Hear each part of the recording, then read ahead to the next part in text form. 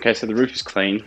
What I'm going to do next is going to try and work out the best way to get the material to tuck down behind this rubber. Now, every vehicle is going to be different. So I like to use a little bit of masking tape beforehand to see where I need to cut the film and make sure that A, I've got enough, and B, I don't have too much film to go down behind the rubbers. If you have too much film, it can tend to bunch up as you're installing it in behind the rubber here. So it's ideal just to do a test beforehand, make sure it's all right, so that once the roof is wrapped and you're trimming, you know exactly where you're going to cut each time. So I just use a little bit of masking tape. This little technique is about putting a piece of tape over where the vinyl would lay once the roof was partially wrapped, and then trying to work out where's the best place to cut the film in order to get the right amount of film behind the rubber.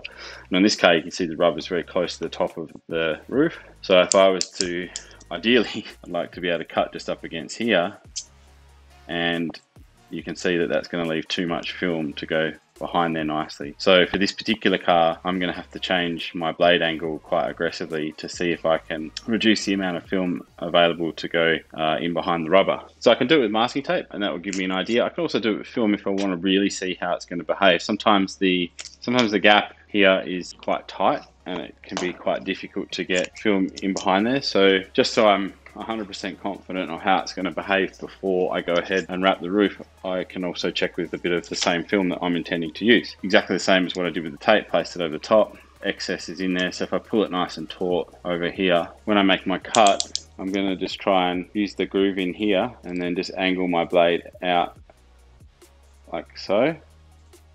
So you can see now I've got a lot less film hanging over the top. So then I use the rigid one to create the gap, and then follow in and behind with the red one like so. And you can see it's not too bad, but all I'm doing initially is just, yeah, it's quite a bit. This is like a little bit tight, but that's okay, it's going in. What I don't want to do is crease the material over. So by doing this, I'm in, and then what I can do is once it's in, I can then go through and push it down again. All we're looking for is a nice, smooth, painted looking edge.